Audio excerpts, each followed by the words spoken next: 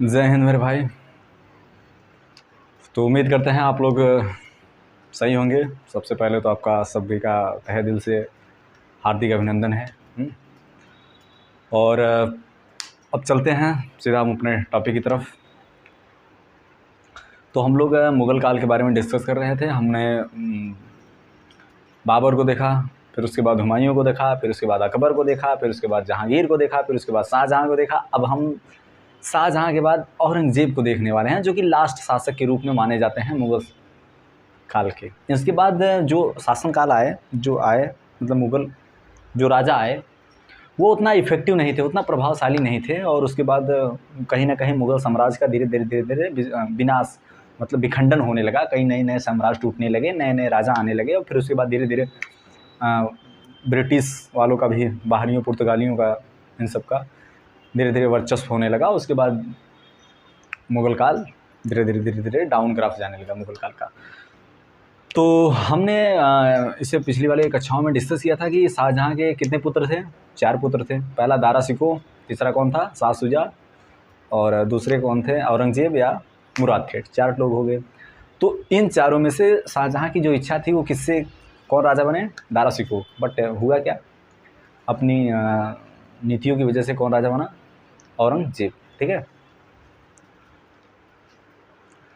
तो आज हम उन्हीं के बारे में डिस्कस करने वाले हैं। तो उम्मीद करते हैं आप लोग हमारे साथ बने रहेंगे। और बहुत इंटरेस्टिंग है, एकदम कहानी की तरह है मेरे भाई। कुछ याद नहीं करना है, सीधा कहानी देखते जाना है, बस सुनते जाना है और याद होते चला जाएगा। बस आप साथ देते चले जाओ। औरंगज़ेब,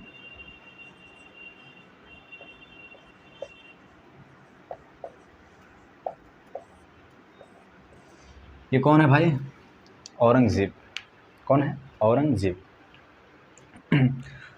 तो जाहिर सी बात है, एक बहुत ही बेसिक धारणा है कि जब कोई पिता राज करता है तो वो अपने बेटों को कहाँ भेज देता है? दक्षिण भारत जीतने के लिए।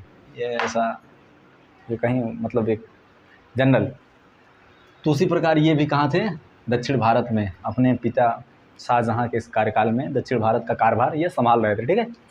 तो देखते हैं ये कब इनका जन्म हुआ, कब मृत्यु हुई। तो इनका जो कार्यकाल रहा वो कब से कब तक था? 1658 से लेकर 1707 तक। 1707 में इनकी मृत्यु हो गई। 1707 में इनकी मृत्यु हो गई। 1707 में इनकी मृत्यु हो गई। ठीक है। अब उसके बाद देखते हैं इनका जन्म कहाँ हुआ था। इनका जन्म हुआ था भाई साहब 24 अक्टूबर को। कितने में हुआ था? 1618 में। ठीक है। कहाँ हुआ था? दाहोद। दाहोद एक जगह है। कौन सी जगह थी भाई? दोहाद। दोहाद, ठीक है, जो कि गुजरात में है। कहाँ है? गुजरात में। देखो औरंगज़ेब, पहली बात तो एक धारणा ये समझो, देखो गुजरात में जन्म हुआ है। गुजरात वाले ऑलरेडी इतने महान होते ही हैं, तो जाहिर सी बात है औरंगज़ेब भी कुछ। देखो अब औरंगज़ेब महान था या शैतान था, ये आपको डिसाइड करना है। हम बताएंगे उनकी नीतियों के बारे में, उनके कार्यकाल के बारे में, उनकी कार्यशैली के बारे में, उनके प्रशासनिक व्यवस्था के बारे में, उनकी सैन्य व्यवस्था के बारे में। आप सब डिसाइड करिएगा भाई साहब कि ये अच्छे थे या नीलबटे सन्नाटा। ठीक है। देखिए पहली बात, एक बात और जान लो कि कोई चीज़ ना 100% सही होती है ना 100% गलत होती है, ऐसा हमारे टीचर लोग ने हमें बताया है। ठीक है। तो इस बात को बस, गलत और सही दिखाता क्या है? गलत और सही किसी को देखने का नज़रिया कैसा है आपका, वो बताता है कि आप गलत हो या सही हो। ठीक है। जैसे कुछ लोग महात्मा गांधी को बहुत गलत मानते हैं। वो मानते हैं कि भाई साहब उन्हीं के चलते बंटवारा हो गया, उन्हीं के चलते भारत पाकिस्तान का बंटवारा हो गया। कुछ लोग महात्मा गांधी को बहुत ज़्यादा सम्मान देते हैं। तो ये डिपेंड करता है आप पे कि आप देखने का नज़रिया कैसा है आपका। अगर आपका देखने का नज़रिया सकारात्मक होगा, पॉजिटिव वे में होगे, तो आप उन्हें एक राष्ट्रपिता के तौर पे देखते होगे। और अगर नकारात्मक होगा, विद्रोही होगा, तो आप उन्हें एक मतलब विद्रोही की तरफ देखते होगे कि भाई साहब उन्होंने भारत पाकिस्तान का अलगाव कर दिया। देखिए हर इंसान के सामने कोई ना कोई शर्तें आती हैं जिस हिसाब से उनको डिसीजन लेना पड़ता है कि भाई साहब देखो, जब 2 ऑप्शन बचते हैं या तो ये चुनो या तो ये चुनो। तो उस समय सिचुएशन बड़ी क्रिटिकल हो जाती है, ठीक है। तो कुछ ऐसा ही उनके सामने रहा जिसकी वजह से उन्होंने ऐसा डिसीजन लिया। अगर जैसे होता क्या है कि जैसे आप लाख अच्छे हो, आप में 100 अच्छाइयाँ हैं, ठीक है। आपने 100 एक बंदे की आप 100 बार मदद करी हो, ठीक है, 100 बार ये, बट एक बार उसने हेल्प आपसे मांगी, आप फेल हो गए, आप नहीं हेल्प कर पाए, आपने 100 बार उसकी हेल्प की है बट एक बार हेल्प नहीं कर पाए। तो जो आपका जो एक बार जो हेल्प नहीं की हो, बस वही उस बंदे के दिमाग में खटकेगा, भाई साहब इसने हमारी एक बार मदद नहीं की, बट आपने 100 बार मदद की, ये कोई नहीं देखता है, ठीक है। तो वैसे महात्मा गांधी अच्छे थे, उन्होंने बहुत सारी चीज़ें ऐसे आप हिस्ट्री उठा के देखो यार, कंप्लीट करके देखो, उनके बारे में थोड़ा इतिहास पढ़ के देखो यार, तब समझ में आएगा भाई साहब कितना बड़ा खेला कर दिया सिंगल पसली वाला इंसान। और ऐसे यार ये व्हाट्सएप पे कोई ट्वीट आ गया या सोशल मीडिया पे कुछ वायरल हो गया, सोशल मीडिया समझ रहे हो ना, मतलब सोशल मीडिया पर आजकल हावी कौन है?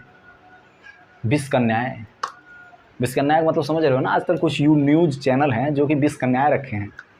विष कन्याएं वो क्या करती हैं? न्यूज़ को किसके फॉर्म में देती हैं? विष के फॉर्म में। न्यूज़ को किसके फॉर्म में देती हैं? विष के फॉर्म में। और विष कहाँ जाता है? हमारे समाज में जाता है। और समाज में एक्सेप्ट कौन करता है? हमारे समाज के लोग। और वो लोग उस विष को पा के एकदम भक्त हो जाते हैं, विष को एकदम पा लिए, भक्त हो गए, ठीक है। उन्हें पता नहीं है जो विष कन्याएं हैं किसकी हैं।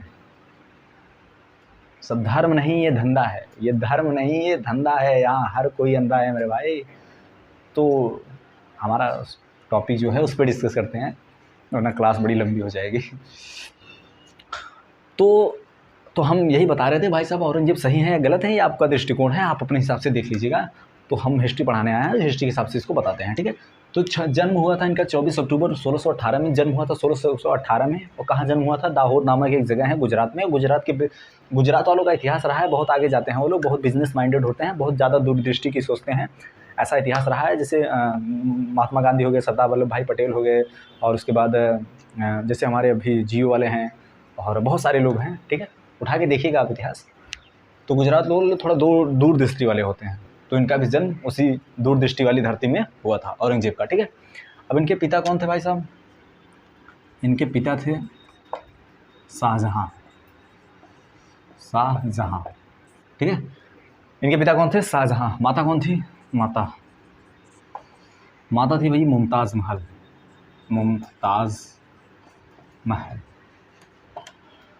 अब बताओ मेरे भाई, शाहजहां पिता हैं, मुमताज़ महल माता हैं, तो मुमताज़ महल को कौन सी उपाधि दी गई थी? तो मेरे भाई मलिकाए ज़मानी। और एक और उपाधि है मरियम उज ज़मानी किसे मिली थी? जोधाबाई को। और मलिकाए ज़मानी किसे मिली थी? मुमताज़ महल को। अब यहाँ एक क्वेश्चन और आएगा कि मुमताज़ महल का वास्तविक नाम क्या है मेरे भाई? तो कौन क्या था? अर्जुबंद बानो बेगम किसकी बेटी थी? आसफ खान की। आसफ खान कौन थे? नूरजहां जो थे उनके भाई थे, ठीक है। तो ये पूरा इतिहास है, कंप्लीट आप डिस्कस करोगे तो थोड़ा मतलब कंप्लीट आप पढ़ोगे तो थोड़ा रिलेट कर पाओगे, तो ठीक है। तो मुमताज़ महल को कौन सी उपाधि? मलिकाए ज़मानी को उपाधि दी थी। अर्जुबंद बानो बेगम इनका नाम था, इनका वास्तविक नाम था, ठीक है। तो जो शाहजहां और मुमताज़ के प्रोडक्ट कौन थे? औरंगजेब, ठीक है। अब होता क्या है कि बट इनका जो लालन पालन मतलब अधिकतर समय जो जहाँ बीता था वो किसके यहाँ? नूरजहां के यहाँ बीता था। नूरजहां कौन थी? नूरजहां इनकी क्या बोलते हैं? ग्रैंड मदर लगेंगी ना। नूरजहां कौन की? जहांगीर के बेटे कौन से? शाहजहां के बेटे कौन हैं? औरंगजेब। तो औरंगजेब की क्या लगेंगी? ये हमारे गांव में क्या बोलते हैं? माई लगेंगी नूरजहां। और मुस्लिम में जो परंपरा होगी भाई साहब उसके बारे में हमें आइडिया नहीं है, बट ग्रैंड मदर इनकी कौन? नूरजहां के सबसे ज़्यादा समय इनका कहाँ बीता? बचपन का समय कहाँ बीता? नूरजहां के पास। ये हालांकि पैदा हुए थे किससे? मुमताज़ महल से, ठीक है। और नूरजहां का वास्तविक नाम मेहरू निसा। नूरजहां को उपाधि कौन सी थी? नूरे महल जहाँ किसने दिया था? जहांगीर ने दिया था। किसने दिया था? जहांगीर ने दिया था। नूरजहां ने किसका मकबरा बनाया था? 2 लोगों का मकबरा बनाया था। पहला अपने पिता का ग्यास बेग को कौन सी उपाधि मिली थी? एतमाद उत दौला की, ठीक है। और दूसरा अपने पति का। पति कौन थे? जहांगीर। जहांगीर का मकबरा कहाँ है? लाहौर में। लाहौर में शाहदौर एक जगह है, वहाँ पे है, ठीक है। तो ये रहा पुराना। तो भाई साहब, पिता हो गए शाहजहाँ, माता होगी मुमताज़ और नूरजहाँ के मतलब संरक्षण में औरंगजेब ज़्यादा रहे, ठीक है। अब देखते हैं जब ये बीमार पड़े 1657 में। 1657 में शाहजहाँ बीमार पड़े और ये अंडरग्राउंड हो गए, मतलब भाई साहब बीमार पड़े। तो यहाँ इनके बेटों में कौन सा युद्ध चल गया? बागसा देव उत्तराधिकारी का अब्बास से कौन सा? बहादुरगढ़ से घरमट शाह से सामूगढ़, उसके बाद देव से देवराय का युद्ध, ठीक है।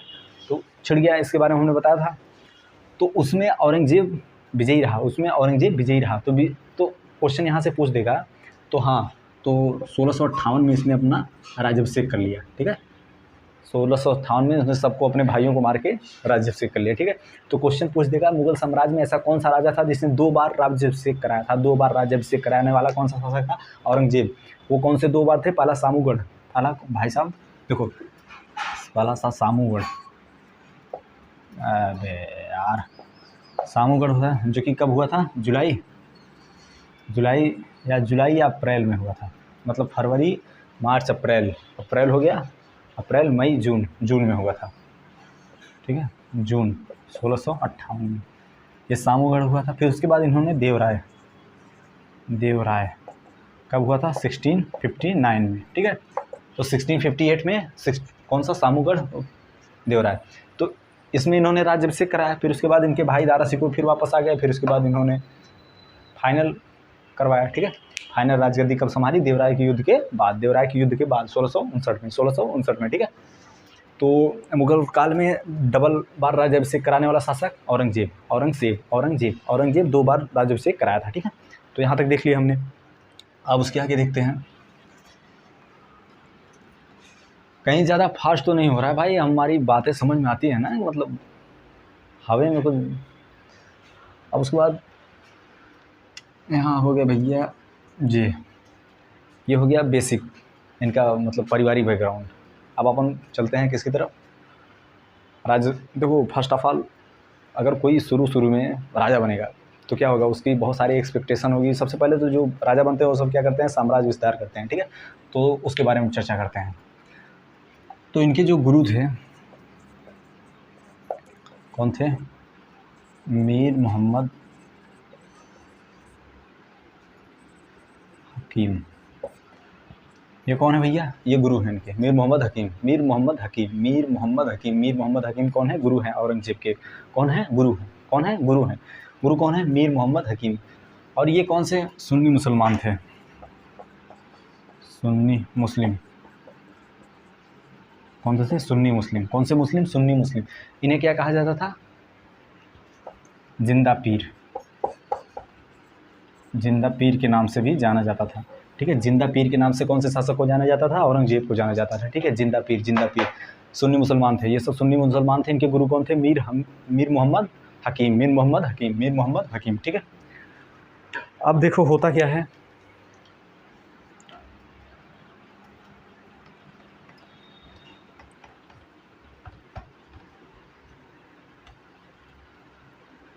साम्राज्य के बारे में चलते हैं, ठीक है। इधर का एरिया हो गया, ठीक है।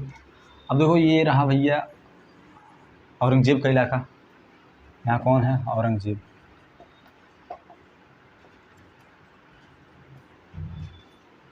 और फिर उसके बाद इधर कौन है?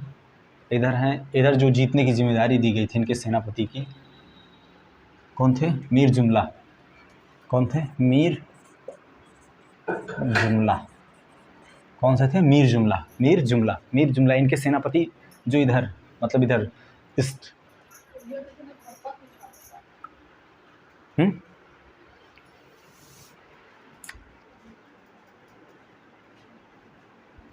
सही तो वाह। तो इधर की जिम्मेदारी किससे जीतने को दी गई थी? तो मीर जुमला को। किससे दी गई थी? मीर जुमला को, ठीक है। तो मीर जुमला ने जीता क्या था? पहले कूच बिहार जीता था, फिर उसके बाद क्या जीता था? असम जीता था, फिर उसके बाद आरा काम जीता था। कौन सा? आरा काम। ये सब कहाँ है? पूर्वी क्षेत्र है। ये सब कौन सा क्षेत्र है? पूर्वी क्षेत्र है। तो इनके जो सेनापति थे कौन? मीर जुमला। कौन थे? मीर जुमला। मीर जुमला ने क्या जीता? कूच बिहार जीता था, असम जीता था और आरा काम जीता था। आरा काम जीता था। फिर उसके बाद दूसरे आते हैं इनके कौन से थे भाई? स्माइल, सलाइम, सस्ता, स्वाइद खान, अबे यार, शाइस्ता खान भाई, शाइस्ता खान, शाइस्ता खान थे। दूसरे कौन थे? शाइस्ता खान। दूसरे खान कौन थे? शाइस्ता खान। इन्होंने बंगाल के कौन से जीता था? बंगाल के चटगांव को जीता था। चटगांव, ठीक है, चटगांव जीता था। फिर उसके बाद इन्होंने पुर्तगाली से क्या जीता था? सोन द्वीप जीता था। ठीक है, सोन द्वीप। थोड़ा राइटिंग भाई मेरे मतलब हिंदी थोड़ा कमज़ोर है, इसलिए आप इस पे मत जाइए, इस पे जाइए, इस पे जो, ठीक है। तो सबसे पहले मीर जुमला ने क्या किसे किसे जीता? मीर जुमला ने कूच बिहार जीता, असम जीता, आरा काम जीता। आसाराम नहीं, आरा काम। आसाराम नहीं, आरा काम, ठीक है, आरा काम। देखो शाइस्ता खान किन ने क्या जीता? बंगाल जीता, चटगांव जीता। फिर उसके बाद क्या जीता? सोन द्वीप। और फिर उसके बाद आते हैं भैया मराठाओं की नगरी में। इसकी नगरी में मराठा।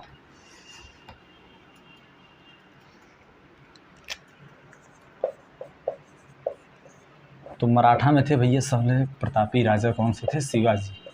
ठीक है, मराठा में सबसे प्रतापी कौन थे? शिवाजी। ठीक है, तो शिवाजी इधर थे। तो मराठाओं में कौन थे? शिवाजी। अब शिवाजी को जीतने पहले कौन से आए? इस्माइल खान आए। कौन आए? शाइस्ता खान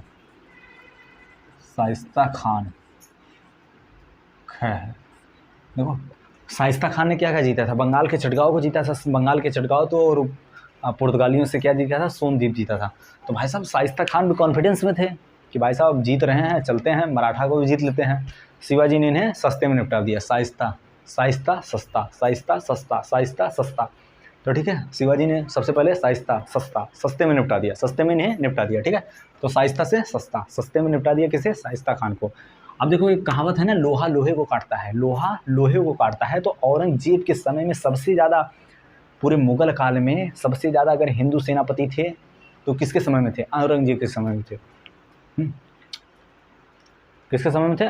औरंगजेब के समय में। किसके समय में? औरंगजेब के समय में। औरंगजेब के समय में सबसे ज़्यादा हिंदू सेनापति थे, सबसे ज़्यादा हिंदू सेनापति थे। तो उसी हिंदू सेनापति में एक सेनापति थे जय सिंह। कौन थे? जय सिंह। कौन थे? जय सिंह। कहते हैं ना लोहा लोहे को काटता है, तो देखो ये भी लोहा, ये भी लोहा, लोहा लोहे को काटता है मेरे भाई। इन्होंने घेर लिया, इन्होंने शिवाजी को घेर लिया चारों तरफ से। तो शिवाजी मजबूरन क्या करनी पड़ी? संधि करनी पड़ी। क्या करनी पड़ी? संधि मतलब समझौता। ठीक है, तो एक संधि हुई मेरे भाई, इसे याद रखना 1665 में। 1665 में एक संधि हुई। कौन सी संधि? पुरंदर की संधि। पुरंदर की संधि। पुरंदर की संधि।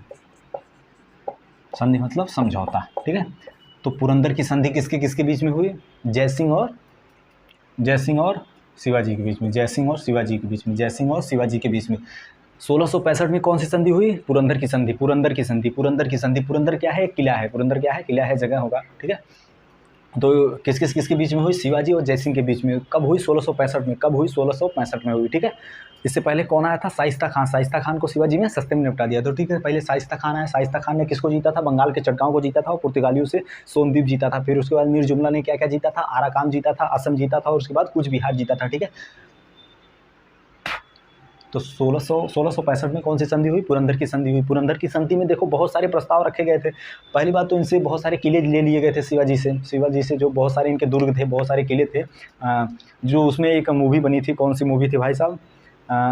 तान्हा जी द अनटोल्ड स्टोरी। उसमें एक किले की बात कही गई है जिसमें गोंढाना के किला, वो भी इस संधि में शामिल था। ठीक है, तो आप लोग उस मूवी को देखिएगा, थोड़ा और मतलब ये औरंगज़ेब के समय का है, ये औरंगज़ेब के समय का था। काफ़ी अच्छा दिखाया गया उसमें, अजय देवगन की मूवी है। तो कौन सी मूवी थी? तान्हाजी। तान्हाजी में दिखाया गया है, उसमें पुरंदर जो कोंढाना का किला होता है उसमें वो मुग़लों के नाम करती हैं। उसमें का डायलॉग है, तेरे बुलावे का इंतज़ार रहेगा भवानी। ठीक है, काफ़ी अच्छी मूवी है। ठीक है, तो पुरंदर की संधि हुई कब? 1665 में। किसके किसके बीच में हुई? जयसिंह के और शिवाजी के बीच में। इन्होंने अपने बेटे शिवाजी को शिवाजी के बेटे कौन से? संभाराव जी को क्या किया गया कि संभाराव जी को अंग्रेज़ों के मतलब अंग्रेज़ नहीं, औरंगज़ेब के सेनापति में बनाया गया और कहा गया कि भाई साहब हमारी तरफ से आप सेना को लीड करेंगे, सेना का नेतृत्व करेंगे। ठीक है, तो और बहुत सारे इतने टैक्स वैक्स देने पड़ेंगे, आप अगर किसी नए राज्य पे आक्रमण करेंगे तो उसके लिए भी आपको पैसा देना पड़ेगा, बहुत सारी नीतियाँ इसमें थी। तो इसी समझौते में शिवाजी किससे मिलना चाहे?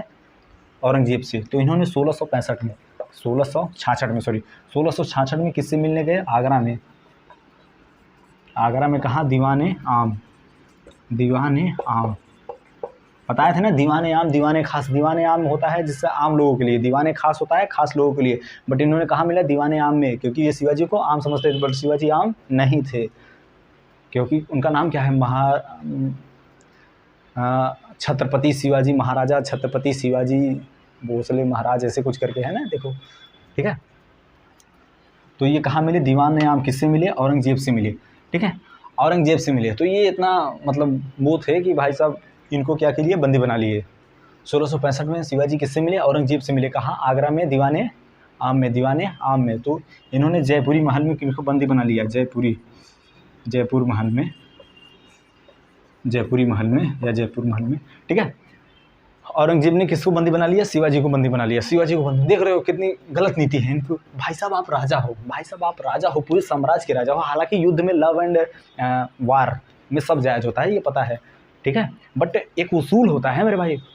ठीक है, अब औरंगज़ेब से आपसे कोई मिलने आया है, बताओ, आपके घर कोई मिलने आया है, इतना बड़ा डेयरिंग करके आया है बंदा, इसके पास इतनी डेयरिंग थी, बताओ, कि ये डरा नहीं। ये डेयरिंग इतना दिखाने के लिए आपके साम्राज्य में कूद पड़ा। आप पूरे राज्य पे कब्जा है, पूरे देश पे कब्जा है आपका, बट इसने डरा नहीं, आपके बीच में चला गया और आपने क्या किया? उसे बंदी बना लिया। ये थोड़ी बहादुरी वाली बात होती है यार। अगर आप दूसरे के घर में जाके उसे उठा के निकाल के लाओ, हमारे यहाँ जैसे सर्जिकल स्ट्राइक होता, भाई साहब घुस के मारे थे हम लोग, तो वो होता है मेरे भाई बहादुरी का खेल। ठीक है, ये शिवाजी गए इनसे मिलने और ये बंदी बना लिए जयपुरी महल में। बट ऐसी कोई दीवार नहीं जो मराठाओं को रोक पाए। ये शिवाजी का स्टेटमेंट था। शिवाजी भी बस 2-4 साल इधर उधर किए, फिर उसके बाद ये फल बेचने के वाले को रगड़ के और उसी का भेष बना के फिर पूरे महल में फल बेचते महल से भाग गए। अब जब औरंगज़ेब को पता चला कि शिवाजी भाग गए, तो भाई साहब इसकी तो नींद उड़ गई। भाई साहब तो कांड करेगा।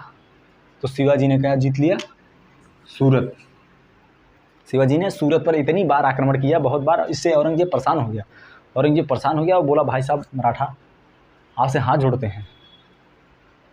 पूरा इतनी छल बल कल सब कुछ लगा लिया, बट उनको अपने कब्जे में नहीं ले आ पाया। ठीक है, तो ये रहा यहाँ शिवाजी के चैप्टर क्लोज। ठीक है, पुरंदर की संधि हुई। कौन सी संधि? पुरंदर की संधि हुई, जिसमें कौन से? शिवाजी और जयसिंह के बीच में हुई।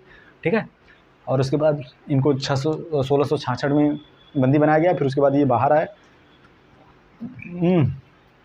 तो इतना हुआ। ठीक है, अब आगे देखते हैं। तो 1666 है ना, 1666 के बाद 1670 आएगा। अब देखो भैया 1670 में होता क्या है? 1670 में, हाँ 1670। अब देखो ये मराठा का पीरियड समाप्त हो गया, मतलब औरंगज़ेब से जो इनकी चल रही थी 3-5। अब देखो ये जो औरंगज़ेब था, ये सुन्नी मुस्लिम था। ये क्या था? सुन्नी मुस्लिम था। इसे जिंदा पीर के नाम से जाना जाता था। इन्होंने आदेश दिए कि भाई साहब जो हिंदुओं के मंदिर हैं उसे तोड़ दो और उसकी जगह क्या बनाओ? मस्जिद बनाओ या अपना कुछ बनाओ। ठीक है, तो ऐसा कोई थोड़ी करता है यार। आज भी हमारे यहाँ यही हो रहा है।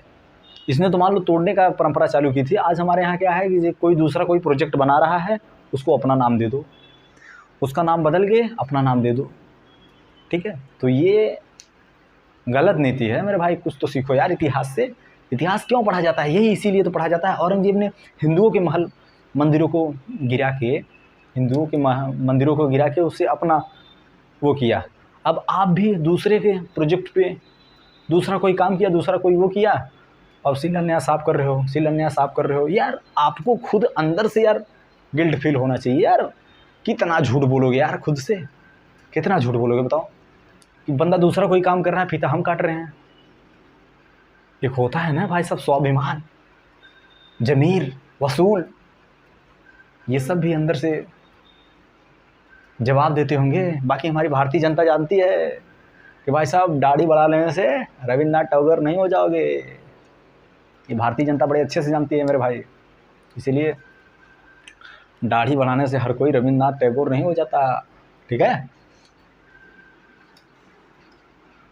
तो अब हम लोग डिस्कस कर रहे थे, हाँ मंदिरों को तोड़ने वाली बात आई थी। तो मंदिर को तोड़ने के इन्होंने आदेश दे दिए। इसमें हमारे बनारस के काशी विश्वनाथ मंदिर था, विश्वनाथ मंदिर बहुत ही फेमस मंदिर है, उसे तोड़ दिया गया। फिर उसके बाद सोमनाथ का मंदिर था, उसे तोड़ दिया गया। और एक मथुरा में मंदिर था, कौन सा? केशव नारायण मंदिर या केशव नारायण का मंदिर। भाई साहब कृष्ण भगवान के मंदिर को तोड़ रहे हो। भगवान वो थे जिन्होंने, कृष्ण भगवान वो थे जिन्होंने धनुष तक नहीं उठाया और पूरा महाभारत रचा के रख दिया, उसके मंदिर को तोड़ रहे हो। तो भाई साहब बवाल होना लाजमी है। बवाल हो गया। इन्होंने मथुरा में कौन सा मंदिर तोड़ा था? केशव नारायण का मंदिर था, जिसे कौन बनाया था? वीर सिंह बुंदेला। वीर सिंह बुंदेला कौन बनवाया था? वीर सिंह बुंदेला। भाई साहब वीर सिंह बुंदेला कौन था? वीर सिंह बुंदेला कौन था? वीर सिंह बुंदेला एक सेना था, सेनापति था, ठीक है। किसके इन्होंने जहांगीर के कहने पे किसे मार दिया था? अबुल फजल को। इन्होंने जहांगीर के कहने पे किसे मार दिया था? अबुल फजल को। अबुल फजल क्या थे? नवरत्न थे। नवरत्न थे किसके? अकबर के। उन्होंने क्या लिखा था? अकबरनामा लिखा था, ठीक है। तो अबुल फजल के इन्होंने मार दिया था, उन्होंने टपका दिया था, ठीक है, जहांगीर के कहने पे। तो वही वीर सिंह बुंदेला का मंदिर था, कौन सा? इन्होंने बनवाया था केशव नारायण का मंदिर। केशव नारायण, कुछ में केशव राय मंदिर लिखा है, ठीक है। तो ये कृष्ण भगवान का मंदिर था मथुरा में, ठीक है। ये जाट समुदाय से आते थे। कौन से? जाट। अब भाई साहब जाट इतनी कट्टर जात, वो सब बहुत कट्टर होते हैं, ठीक है, बहुत मनबड़ होते हैं, बहुत वसूल वाले पक्के होते हैं। जुबान दे दी तो फिर बदलते नहीं हैं, ठीक है। अब जाटों ने विद्रोह कर दिया कि भाई साहब हमारे मंदिर गिरा दियो यार, मजाक बात है। हाँ, धर्म का मुद्दा है, वो भी भगवान के साथ छेड़खानी कर रहे हो, गलत है यार, गलत हो रहा है जनाब। कैसे बोलते हैं? ऐसा बोलते हैं ना, गलत हो रहा है जनाब। वीर सिंह बुंदेला का मंदिर कौन था? केशव नारायण का मंदिर है, जिन्हें औरंगजेब ने तोड़वा दिया। फिर उसके बाद जाटों ने बगावत कर दिया। जाटों ने बगावत कर दिया तो सबसे पहले नाम किसका आता है? गोकुला का। किसका आता है? गोकुला। गोकुला, गोकुला, ये जाट समुदाय से, ठीक है। इन्होंने बोला कि भाई साहब हम मोर्चा संभाल रहे हैं, बट संयोग से 1670 में एक युद्ध हुआ, तिलवाड़ा, तिलपत का युद्ध। सॉरी, तिलवाड़ा का युद्ध नहीं, तिलपत का युद्ध, तिलपत का युद्ध, ठीक है। उसमें इनको हत्या कर दी गई। 1670 में तिलपत के युद्ध में किसकी हत्या कर दी गई? गोकुल के, गोकुला की। गोकुला कौन थे? गोकुला वीर सिंह बुंदेला द्वारा बनवाया केशव नारायण मंदिर का जो औरंगजेब ने तोड़वाया था, उसके विद्रोह में आवाज़ उठाने वाले थे, ठीक है। तो फिर उसके बाद कमान किसने संभाली? राजा राम, राजा राम ने। अब देखो डबल आक्रोश, डबल आक्रोश, राजा राम के पास डबल आक्रोश। पहला तो आपने वीर सिंह बुंदेला, जो कि जाट समुदाय हमारे नेता थे, उनके द्वारा जो मंदिर बनवाया था वो बिगाड़ दिया आपने। और दूसरा जो हमारे लीडर थे, अगुवाई जो कर रहे थे, उनको मार दिया यार, गजब बात है। तो भाई साहब आक्रोश इनका डबल, गुस्सा डबल था। इन्होंने बोला अरे यार का किए, का करे, का करे। देखिए अरे ये तो अकबर का मकबरा है सिकंदरा में, बोले फूक दो इसे, फूक दो इसे। इन्होंने क्या किया? अकबर का मकबरा, अकबर के मकबरे को, मतलब जो सिकंदरा में था, सिकंदरा में उसे क्या किया? लूट लिया। उसे लूट लिया और जला दिया। इस्लाम धर्म में इस्लाम धर्म में एक मानना है, अगर किसी मुस्लिम को अगर जला दिया जाता है तो उसकी आत्मा को कभी शांति नहीं मिलती है, ठीक है, उसकी आत्मा को कभी शांति नहीं मिलती है। तो इन्होंने किसकी आत्मा को शांति भंग करने का काम किया? अकबर की। किसकी? अकबर की। इन्होंने अकबर के जो मकबरे है उसे लूट लिया, अकबर के मकबरों को लूट लिया। अब औरंगजेब को पता चला, करे कौन है भाई, एक बार मुलाकात हो जाए। अकबर एकदम पागलों कुत्तों की तरह औरंगजेब पागलों कुत्तों की तरह ढूंढ रहा था कि यार हमारे दादा परदादा जो थे उनके समाधि के साथ खिलवाड़ किया जा रहा है, बताओ। बड़े काफ़ी गुस्से में था औरंगजेब। तो बोला बेटा निपट लेंगे तुमसे, बट जाट कहाँ झुकने वाले थे भाई साहब, ये भी थे। बोले आप फरियाला अंग्रेज, जहाँ बुलाओ तहाँ आ जाए, फरियाला। फिर उसके बाद कौन आए, इनके भतीजे आए। कौन थे?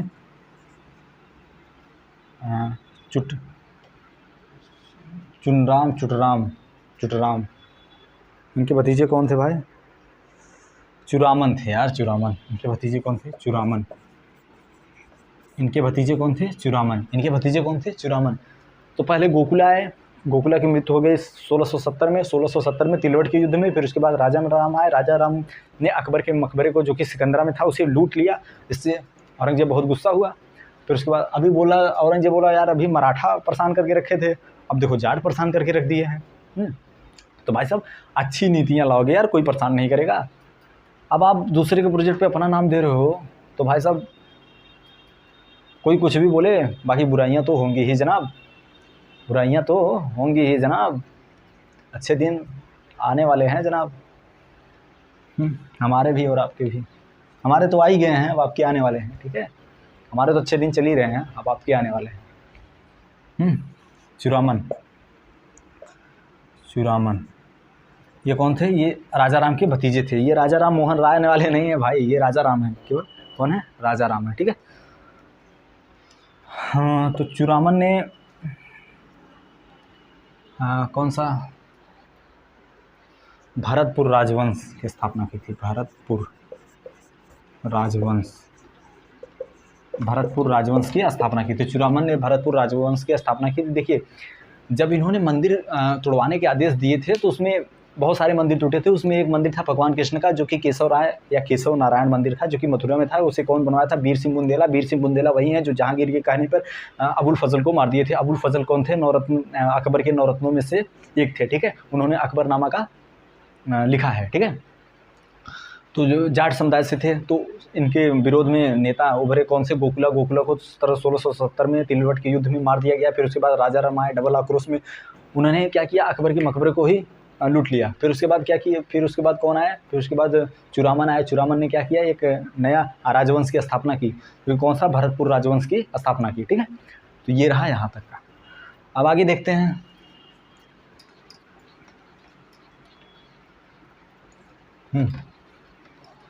भैया 1677, इसी बीच इनका एक बेटा था।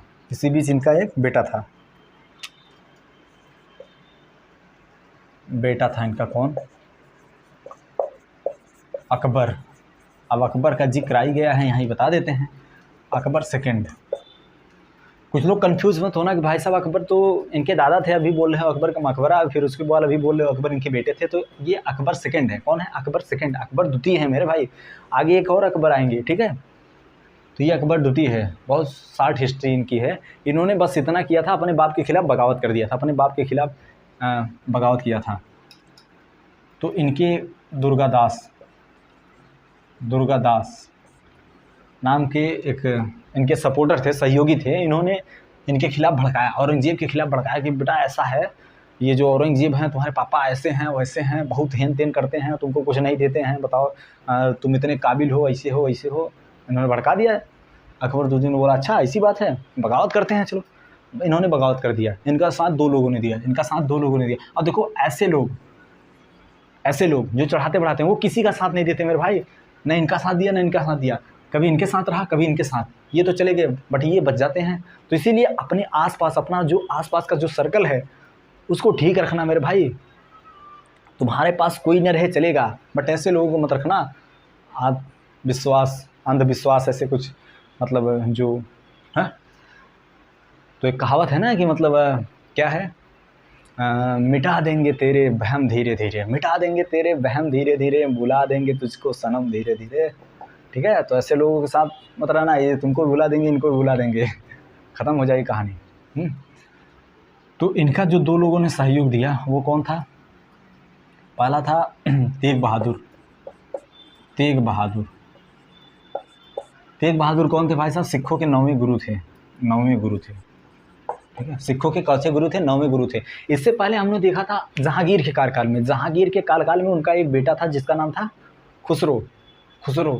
ठीक है, 2 बेटे थे, मतलब कई बेटे थे, लेकिन जो हिस्ट्री में आए 2 लोग, पहला खुसरो, दूसरा खुर्रम को कौन सी उपाधि मिली गई? शाहजहां की। कौन से युद्ध में? अहमदनगर में कौन से राजा को मतलब हराया था? मलिक अंबर को, ठीक है। तो जो खुसरो था, उसने भी बगावत किया था अपने बाप जहांगीर के खिलाफ। तो उसमें 2 लोगों ने साथ दिया था। कौन सा? एक मान सिंह दिए थे और दूसरा कौन सा दिया था? दूसरा एक अर्जुन देव थे। अर्जुन देव कौन थे? सिखों के 5वें गुरु थे। देखो गुरु लोग कितनी आसानी से कोई बगावत कर रहा है उसका साथ दे दे, क्योंकि भाई साहब धार्मिक लोग हैं यार। धर्म में ये कहाँ लिखा है कि भाई साहब आप किसी के खिलाफ बगावत करके आओगे तो हमारी शरण में नहीं आओगे? ऐसा थोड़ी लिखा है।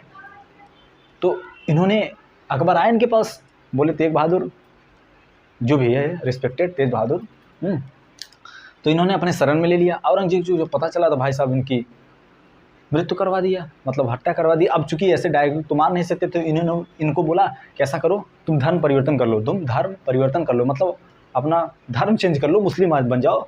इन्होंने बोला भाई साहब 1.25 लाख तेग लड़ावा, ते गुरु गोविंद नाम कहवा। ऐसा स्टेटमेंट होता है ना सिख भाइयों का हमारे, 1.25 लाख तेग लड़ावा, ते गुरु गोविंद नाम कहवा बोल के जब उठाते हैं तमंचा लोड करते हैं, फिर उसके बाद देखो भाई साहब, तो इन्होंने मना कर दिया और फिर उसके बाद इनकी हत्या कर दी गई 75 में, ठीक है। और दूसरा कौन थे भाई साहब? दूसरा थे संभाजी। ये कौन है? ये शिवाजी के बेटे थे, ठीक है। तो बाद में इनको भी बंदी बना के फिर उसके बाद इनकी मृत्यु हो गई। तो ये रहा। अब दूसरा आगे चलते हैं। अब जो औरंगजेब का सबसे जो विनाश का जो सबसे बड़ा कारण हुआ वो यह हुआ दक्षिण भारत। इनका जो दक्षिण भारत अभियान था वो बहुत ज़्यादा टाइम ले लिया। इन्होंने दक्षिण भारत जीतने में बहुत ज़्यादा समय लगा दिए। यही कहीं ना कहीं जो मुगल का जो इनके शासनकाल का आगे का वो ख़त्म हो गया, ठीक है। एक रिदम होता है भाई साहब कि उतने में ही आप, इन्होंने साम्राज्य को बहुत विस्तार किया था। इन्होंने जाहिर सी बात है साम्राज्य, नो डाउट साम्राज्य को बहुत ज़्यादा विस्तार किया था। और उसके बाद इनके साम्राज्य में सबसे ज़्यादा हिंदू सेनापति थे। इनके साम्राज्य में क्वेश्चन पूछ देगा कि हिंदू साम्राज्य मतलब किस मुगल शासक के साम्राज्य में सबसे ज़्यादा हिंदू सेनापति थे? तो भाई साहब औरंगजेब ने। किस शासक ने डबल राज्याभिषेक कराया था? तो औरंगजेब ने। किसने कराया था? औरंगजेब ने करवाया था, ठीक है। तो इन्होंने राज्य मतलब बढ़ाया तो थे, लेकिन इन्होंने दक्षिण भारत को जीतने में बहुत ज़्यादा समय लगा दिए। तो आता है भैया दक्षिण भारत का सबसे बीजापुर, फेमस। बीजापुर को इन्होंने कब जीता था? 1685 में। तो बीजापुर में सबसे पहले कौन गए? जयसिंह जी गए, जो कि जयसिंह को फेल हो गए। फिर उसके बाद कौन गए? बहादुर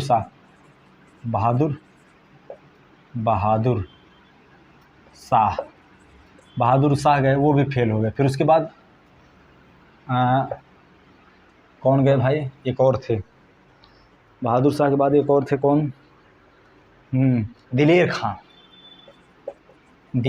गए, ये भी फेल हो गए। दिलेर खां भी फेल हो गए, ये सब फेल हो गए। फिर उसके बाद देखो जहांगीर, जयसिंह गए, बहादुर शाह, दिलेर खां, ये सब गए, सब फेल हो गए। सब बीजापुर के राजा से हार के चले आए। तो औरंगजेब ने बोला अच्छा यार ऐसा कौन सा राजा है जो इतना प्रतापी है, जो सबको हरा दिया। इन्होंने गए शाहजहाँ उनको, शिवाजी को जीत के आया, इन्होंने जीत के आया, सबने जीत के आया। भाई साहब इसमें कौन सी क्वालिटी है जो हार गए? तो भाई साहब औरंगजेब बोला हम खुद चलेंगे।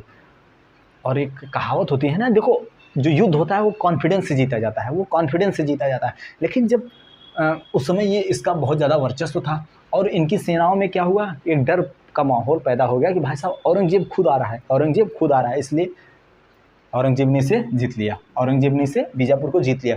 किसे हराया था? जयसिंह ने हार गए थे, जयसिंह असफल हो गए थे। फिर उसके बाद दिलेर खां असफल हो गए, बहादुर शाह असफल हो गए, ठीक है। फिर उसके बाद इन्होंने जीत लिया। फिर उसके बाद बीजापुर, गोलकुंडा को इन्होंने जीता था 1687 में। तो देखो मुअज्जम, इन्होंने इस युद्ध को किसके? मुअज्जम से मिल के घुस दे के जीत लिया था। किसे? गोलकुंडा को। तो ऐसा कौन सा युद्ध था जिसमें इन्होंने घुस का प्रयोग किया था? तो गोलकुंडा। अकबर ने बहुत सारे युद्ध घुस की नीति पे जीते हैं। आज भी वही हमारी परंपरा चली आ रही है। आज भी कोई काम होता है भाई साहब तुरंत घुस दो काम हो जाएगा, अदरवाइज नहीं दिए तो पूरा कानून अंधा होता है। बाकी तो आपको पता ही है। तो बहादुर शाह बीजापुर इन्होंने 1685 में, फिर उसके बाद 1687 में बहुत ज़्यादा इन्होंने टाइम एक्सटेंड कर दिया और अंत में 1707 में इनकी मृत्यु हो गई। अंत में 1707 में इनकी मृत्यु हो गई। अब ये था भैया। अब देख लेते हैं इन्होंने कुछ बंद किए थे उसके बारे में। तो औरंगजेब था जो बीड़ा होता है ना, सरस्वती माँ बजाती थी, वो उनका बड़ा शौकीन था। अकबर क्या बजाता था? नगाड़ा। अकबर को क्या पसंद था? नगाड़ा पसंद था। जहांगीर को क्या पसंद थी? चित्रकला पसंद था। शाहजहाँ को क्या पसंद था? स्थापत्य कला पसंद था। इन्हें क्या पसंद था? इन्हें बीड़ा वादन पसंद था। बीड़ा वादक, ये आज बहुत अच्छे बीड़ा वादक थे। लेकिन इन्होंने अपने शासनकाल में क्या किया? पहले सिक्कों पे जो कलमा को लिखवाया जाता था, जो कुछ भी लिखवाया जाता था उसको बंद कर दिया। फिर उसके बाद इन्होंने इसे बंद कर दिया। फिर उसके बाद संगीत को बंद कर दिया, संगीत को बैन कर दिया। उन्होंने संगीत को बैन कर दिया। जो दरबार में, जाहिर सी बात है, हर राजा के दरबार में चित्रकार, संगीतकार, चिकित्सक, बहुत सारे लोग रहते थे। इन्होंने संगीतकारों को छुट्टी पे दे दिया। संगीतकार को, चित्रकला को भी बैन कर दिया। बोला भाई साहब आप लोग भी कुछ मत करिए। फिर उसके बाद इन्होंने झरोखा दर्शन, को भी बंद कर दिया। किसे बंद कर दिया? झरोखा दर्शन क्या होता है? जिसमें राजा रानी किसी अपने किले पे जाकर, बहुत ज़्यादा मतलब ऊंचाई पे जाकर ऐसे करते हैं ना, मतलब भाइयों और बहनों, मेरे प्यारे मित्रों, अच्छे दिन आने वाले हैं, ऐसे कुछ बोलते हैं ना, तो उसे क्या बोलते हैं? झरोखा दर्शन बोलते हैं। इनको झरोखा दर्शन बोलते हैं। हाँ, एक बात हमने बताई कि नहीं इनकी रानी के बारे में। इनकी रानी कौन थी? दिलरास बानो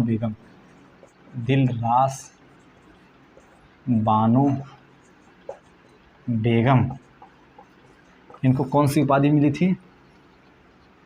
रबिया उद दौरानी। इनको कौन सी उपाधि मिली थी? रबिया उद दौरानी, ठीक है, रबिया उद दौरानी। इनको कौन सी उपाधि मिली थी? रबिया उद दौरानी की उपाधि मिली थी। किससे मिली थी इनकी?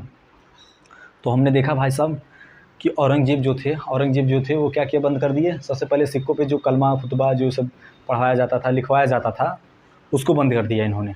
फिर उसके बाद इन्होंने क्या बंद कर दिया? झरोखा दर्शन बंद किया। क्या कर दिया? झरोखा दर्शन, जो राजा रानी जाते थे, जनता को हाय हेलो करते थे, मिलते थे, मुबारकबाद बोलते थे, ठीक है, वो सब बंद कर दिया। फिर उसके बाद इन्होंने तुलादान नीति को बंद कर दिया। तुलादान नीति क्या होती थी? राजा अपने जन्मदिन पे, अपने बर्थडे पे अपने वज़न के बराबर सोना चांदी ये सब दान करते थे। उसे इन्होंने तुलादान को भी बंद कर दिया। किसे बंद कर दिया? तुलादान को भी बैन कर दिया। झरोखा दर्शन को भी बैन कर दिया। तो इन्होंने चित्रकारिता को भी बैन कर दिया, संगीतकार का बैन कर दिया। देख रहे हो किस टाइप का इनका शासन रहा होगा, देख सकते हो भाई साहब। वहाँ संगीत नहीं, एकदम सभी स्ट्रिक्ट बैठे हैं, सब सेनापति ऐसे बैठे हैं। किसी के जेब में से सिक्का गिरा, झाना, अरे कौन बजाया भाई? औरंगजेब पूछा कौन बजा? अरे हुजूर सिक्का गिरा है। भाई जाहिर सी बात है, अच्छी बात है, ठीक है, बट एक थोड़ा ये सब होता है तो अच्छा लगता है। झरोखा दर्शन, तुलादान, ये सब बंद कर दिए। इन्होंने जजिया को चालू किया था। इन्होंने 1669 में इन्होंने क्या चालू किया था? जजिया कर को पुनः चालू करने वाला शासक औरंगजेब, ठीक है। देखो बहुत शासक आए, एक लोग बंद किए, फिर चालू किए, फिर बंद किए, फिर चालू किए। तो मोहम्मद बिन कासिम जो था वो लागू किया था, और जो सबसे फाइनली जो बंद करेगा वो कौन? मोहम्मद शाह रंगीला, ठीक है। तो इन्होंने जजिया को चालू किए थे 1669 में जजिया को चालू किया था, ठीक है। तो हमने देख लिया सिक्का, संगीत देख लिया, झरोखा दर्शन, तुलादान नीति देख लिया।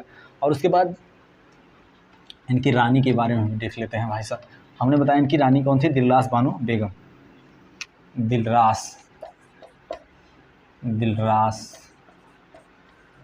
बानो बेगम कौन थी? दिलरास बानो बेगम। इनको कौन सी उपाधि मिली थी? रबिया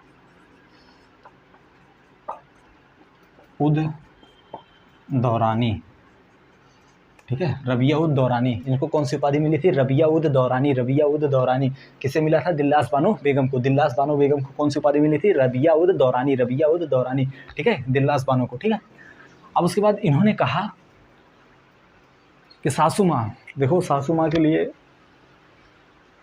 यहाँ बैठी थी ऐसे, एक दिन कुछ खाना वाना बनाई नहीं थी, औरंगजेब आए, बोले क्या हुआ, कहाँ है, बहुत नाराज़ दिख रही हो।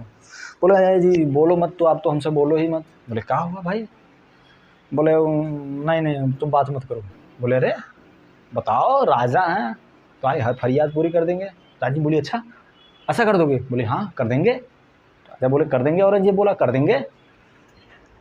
बोला एक छोटी सी इच्छा है हमारी, देख रहे हो हमारी सासू माँ यानी कौन? मुमताज़ महल, उनके लिए हमारे बुढ़ऊ यानी शाहजहाँ ने एक बहुत ही खूबसूरत महल बनवा दिया, शाहजहाँ ताजमहल, और एक आप हैं जो हमारे लिए कुछ कर ही ना रहे हैं। औरंगजेब ने बोला हाँ यार बात तो सही बोल रही है। बोले अच्छा ये इसलिए नाराज़ हो? चलो ठीक है कल ये काम लगवाते हैं। बोले नहीं नहीं कल काम मत लगवाइए, बढ़िया से उसको डिज़ाइन विजाइन करिएगा, ठीक है। तो देखो तो ताजमहल था वो शाहजहाँ के इमोशंस पे बना था, शाहजहाँ के इमोशंस पे बना था, उसमें इमोशंस का लगाव था, इमोशंस का जुड़ाव था, इसीलिए वो इतना भव्य बना, क्योंकि वहाँ शाहजहाँ का इमोशंस था। और यहाँ औरंगजेब बोला अरे तुम्हारे जैसे बहुत रानी हैं आएंगी जाएंगी, चलो तुम्हारी भी इच्छा है, राजा हैं मेरे को पूरी कर देते हैं।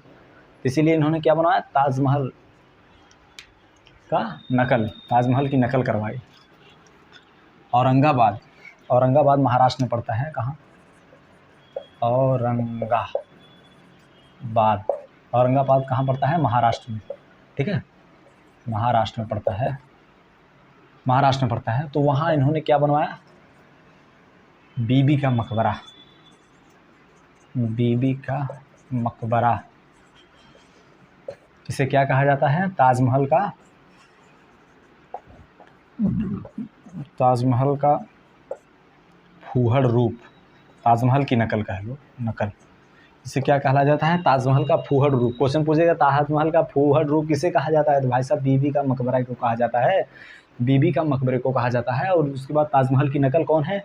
बीबी का मकबरा है, बीबी का मकबरा है। भाई साहब नकल नकल ही होती है मेरे भाई, कितना तुम एग्जैक्ट उतार लो एग्ज़ाम में, बट ऐसा नहीं बना पाओगे, ऐसा नहीं बना पाओगे, क्योंकि ताजमहल शाहजहाँ भाई साहब, देखो कहावत है ना, बेटा बेटा बाप, देखो एक कहावत है यहाँ से कि बाप सॉरी बेटा कितना भी बड़ा हो जाए रहता बाप के नीचे है।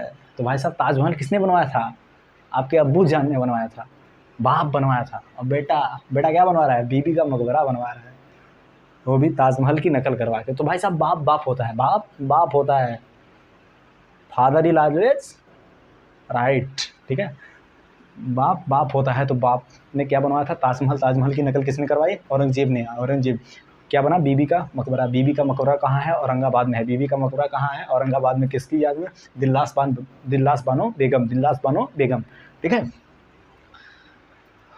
तो ये सब हो गया, इनकी मृत्यु हो गई। और इनके बर्नियर, फ्रांकोइस बर्नियर, इनके एक चिकित्सक थे। कौन थे? चिकित्सक थे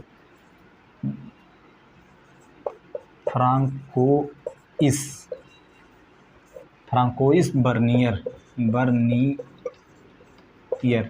इनके चिकित्सक कौन थे? फ्रांकोइस बर्नियर थे, जो कि फ्रांसीसी थे। तो ठीक है, तो औरंगजेब के समय फ्रांसीसी कौन थे?